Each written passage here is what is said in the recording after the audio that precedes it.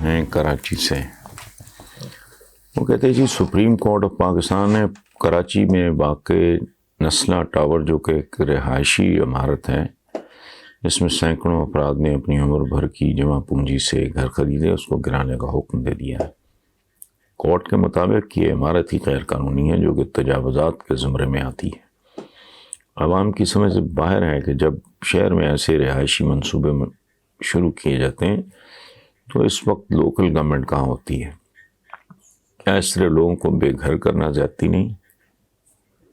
ہمارے ملکی قانون کا زور ہمیشہ عوام پر ہی کیوں چلتا ہے؟ زبیر ابراہیم صاحب، بات آپ کی درست ہے،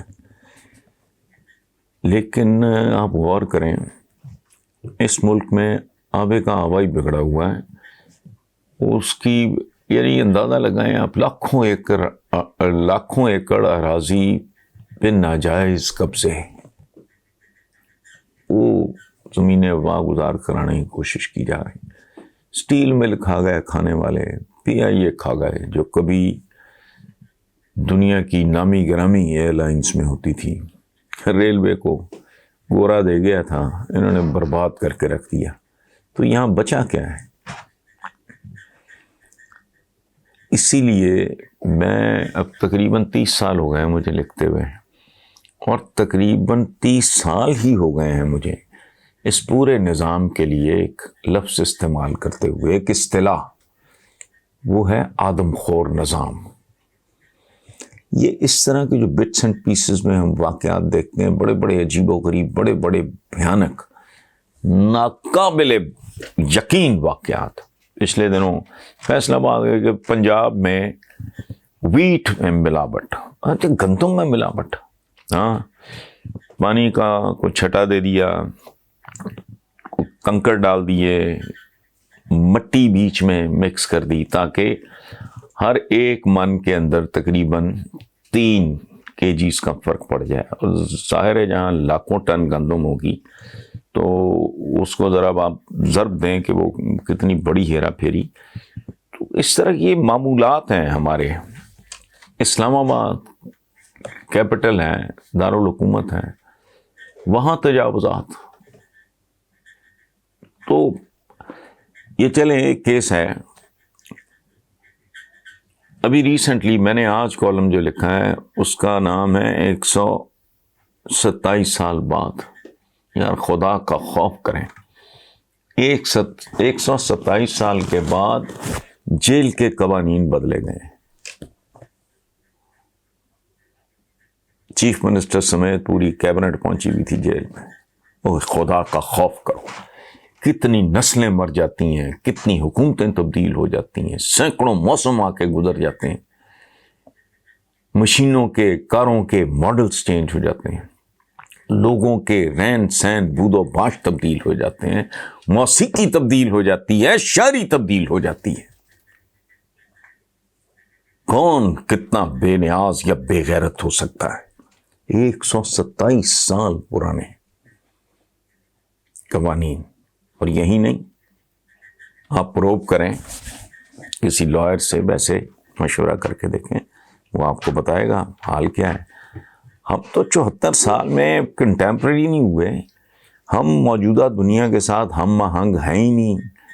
مومن کی قرآن پاک کے مطابق ایک بڑی پہچان یہ ہے کہ وہ جس عہد میں، جس دور میں، جس زمانے میں زندہ ہوتا ہے اس کے تقاضوں کو سمجھتا ہے اور ان کے تقاضوں کو ایڈریس بھی کرتا ہے، یعنی ان کے مطابق وہ زندگی بسر کرتا ہے. تو یہ ایک نہیں، یہ کروڑوں مثالیں ہیں. ابھی چند دن پہلے بھی نہیں، پتہ نہیں کل کی بات ہے، فروغ نسیم ہے کراچی سے، ہمارے وزیر قانون ہیں، ڈیسنٹ آدمی ہیں، مہذب آدمی.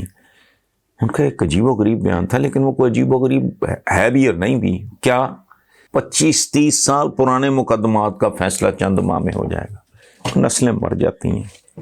مجھے یاد ہے آج سے میرا 2-2.5 سال پہلے کی بات، سپریم کورٹ میں ایک جج صاحب، ان کے اندر واقعی ماں کا دل ہوگا، منصف کا دل ہوگا، وہ عدالت میں رو پڑے، ان کی آنکھوں میں آنسو آ گئے. وہ پتہ نہیں 50 سال 60 سال پرانا کو مقدمہ تھا، اور جس بیچارے نے وہ مقدمہ کیا تھا، اس کا پوتا سامنے کھڑا تھا اور اس کی بھی داڑھی سفید ہو چکی تھی، سفید بال اس کی داڑھی میں بھی تھے، اور وہ انصاف مانگ رہا تھا۔ یہ تو ملک ہے۔ میمونہ چودھری ہیں جی، بحریہ ٹاؤن لاہور سے۔ وہ کہتی ہیں جی یہ خبر آئی ہے کہ نون لیگ کے کم از کم 20 اہم رہنماؤں نے برطانیہ جانے کے لیے ویزا درخواستیں جمع کروانی شروع کر دی ہیں۔ تفصیلات میں بتایا گیا ہے کہ سب رہنما نواز شریف سے خصوصی ملاقات کے لیے لندن جانا چاہ رہے ہیں۔ آپ کے خیال میں اب نواز شریف کیا کرنا چاہ رہے ہیں؟ کچھ بھی نہیں، اس نے کیا کرنا ہے؟ اب تو جو کر رہے ہیں لوگ کر رہے ہیں۔ سڑکوں پر نکلنا مشکل ہو گیا ہے، ریسٹورینٹس میں جانا مشکل ہو گیا ہے۔ یہ یا ان کے لگ لپیٹ جو بھی ہوں، دنیا ان کے ساتھ کیا سلوک کر رہی ہے، تو انہوں نے کیا چاہنا ہے؟ ڈیسپریٹلی کوشش کر رہے ہیں ایکشن ری پلے کی۔ ایکشن ری پلے کیا؟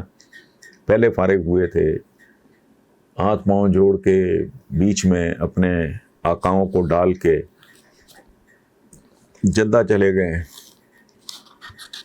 اب پھر دوبارہ یہ اسی طرح کی کوئی جوڑ توڑ بک مکان جو ان کا تاجروں کا ہوتا ہے، جو اس طرح کے جو لوگ ہیں اور جو ان کا سارا کیریئر ہے، زندگی ہے، اس کے مطابق بیٹھ کے کوئی سازش کریں گے، کوئی تگڑم لڑائیں گے، کوئی فارمولا نیا ایوالو کریں گے، آئی ڈونٹ نو کیا کریں گے۔ لیکن نواز شریف کیا چاہنا ہے انہوں نے؟ اب وہ اس عمر کے اس حصے میں ہیں جہاں بندہ ہر رات سونے سے پہلے، کم از کم میرا تو یہی حال ہے، بندہ سوچتا ہے پتہ نہیں صبح بھی نصیب ہوگی یا اگلا دن نصیب ہوگا، اگلا پل نصیب ہوگا یا نہیں ہوگا۔ تو باقی لیکن حوث بڑی، میں کیا کہوں کیا چیز ہے، خواہش ہے کہ بیٹی میری جگہ پہ آ جائے، چونکہ ان کے منہ کو جو خون لگا ہوتا ہے، میں اکیلے نواز شریف کی بات نہیں کر رہا، ہماری جتنی پولیٹیکل ایلیٹ ہے۔ میں آج کل کتاب پڑھ رہا ہوں، چیف جسٹس منیر تھے، ان کی کتاب ہے فرام جناح ٹو ضیاء، بد کرداروں کی ایک فہرست ہے، اور وہ آج کے لوگ نہیں ہیں، پہلے بھی اسی طرح کے تھے۔ اس لیے کیا چاہنا ہے؟ وہ خون لگا ہوا ہے، ایک کہتے ہیں نا کہ شیر کے منہ کو انسانی خون لگ جائے تو پھر اس کا علاج صرف ایک ہے۔ کینتھ اینڈرسن یا جم کاربٹ جیسا کوئی شکاری ہو تو اس کا علاج گولی ہے، جن کے منہ کو خون لگ جائے۔ وہ یہاں تو سگریٹ نہیں چھوڑتے بھائی، میں اپنی بات کر رہا ہوں، آپ یہاں تو چھوٹے چھوٹے نشے، تو اقتدار کا نشہ تو بہت بڑا ہے۔ وہ بیٹھ کے مغز کپائی کریں گے، سر لڑائیں گے، کوشش کریں گے کوئی راستہ نکل آئے، اور انہوں نے کیا کرنا ہے۔ محمد حسین بھٹی صاحب ہیں، عزیز بھٹی ٹاؤن سرگودا۔ وہ کہتے ہیں جی کہ آپ نے اپنے تازہ ترین کالم میں لکھا ہے کہ یہاں کیریکٹر نہیں کرکٹ پہ فوکس ہے، اسی لیے سب بوگس ہے۔ آپ کی بات بالکل درست، اور اس میں اضافہ کرنا چاہوں گا کہ پاکستانی قوم بحیثیت مجموعی روٹی اور روزی کے چکر میں ہی نیند پاگل ہو چکی ہے۔ پیسہ، بنگلہ اور گاڑی کے لیے بھاگ دوڑ کے علاوہ یہاں کوئی مقصد نہیں رہا، حالانکہ زندگی اور جینا صرف اسی کا نام نہیں ہے۔ عذرائے کرم اس حوالے سے بھی نوجوانوں کو کوئی پیغام دیں۔ بھٹی صاحب جنہوں نے سر سید احمد خان سے لے کے اور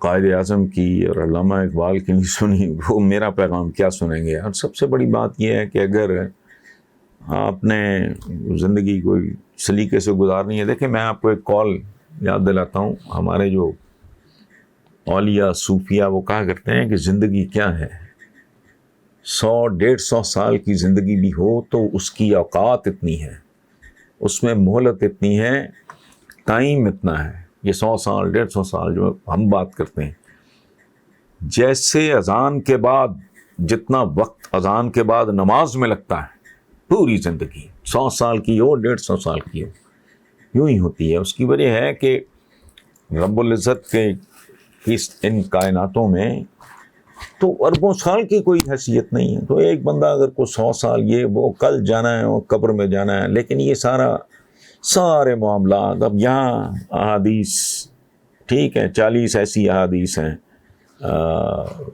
جو بالکل ہی غیر متنازع قسم کی ہیں، یا آج ابھی مجھے کوئی 2-3 گھنٹے پہلے مجھے غیر منقوط قرآن پاک دے کے گئے ہیں، ڈاکٹر محمد طاہر مصطفیٰ ان کا نام ہے، پروفیسر ہیں، قابل آدمی ہے، محنت کی ہے، سنتا کون ہے؟ ہمارا عجیب و غریب ہے، بات کرتے ہوئے بھی نا شرم آتی ہے، اپنے اوپر شرم آتی ہے. میں کسی کی بات نہیں کر رہا. یہاں چند سال پہلے وال چوکیں ہوتی تھی، حرمت رسول پہ جان بھی قربان ہے. تو میں نے ایک کالم لکھا تھا کہ تمہاری 2 ٹکے کی جان لے کے انہوں نے کیا کرنا ہے؟ اور مر جانا کوئی امتحان نہیں ہے، خوبصورت طریقے سے زندہ رہنا. تو حرمت رسول پہ جان قربان کرنے کی بجائے ان کی ہدایات کے بارے میں سوچو. چند دن پہلے میں نے کالم لکھا ہے، چوری کرو، ڈاکے مارو، ملاوٹ کرو، 2 نمبر دوائیاں بناؤ، کم تو لو، رشوت لو، رشوت دو. اور لیکن وہ کام تو چھوڑ دو جن سے ملتا بھی کچھ نہیں. غیبت ہے، پیٹھ پیچھے برائی، ہمارے کلچر کا حصہ ہے. حسد کرنا، اس سے ملتا کیا ہے؟ اور تم رشوت لیتے ہو، اپنی اولادوں کو حرام پہ پالتے ہو. چلو ٹھیک ہے، تمہاری عقل ہی اتنی ہے، ٹھیک ہے، تم ملاوٹ کرتے ہو، تم جھوٹی گواہی دیتے ہو، سب ٹھیک ہے، تمہیں کچھ ملتا ہے. یہ حسد کرنے سے کیا ملتا ہے؟ لیکن ہم کیریکٹر لیسنس، بے کرداری اور بد کرداری کے اس لیول پہ پہنچ گئے ہیں جہاں میری کیا اوقات ہے میں کو پیغام دوں. جنہیں حضور کے پیغام کی سمجھ نہیں آئی. کل کی بات ہے، سر سید احمد خان کو برا بھلا کہتے رہے، انہیں گالیاں دیتے رہے، انہیں تانے دیتے رہے، نیچری کہتے رہے، انگریز کا ایجنٹ کہتے رہے. آج چوری کریں، ڈاکہ ماریں، کوشش ہوتی ہے. بچہ ہے انگلش میڈیم، یہی وہ آدمی کہہ رہا تھا، مارا. میں ان کو پیغام دینا ہے،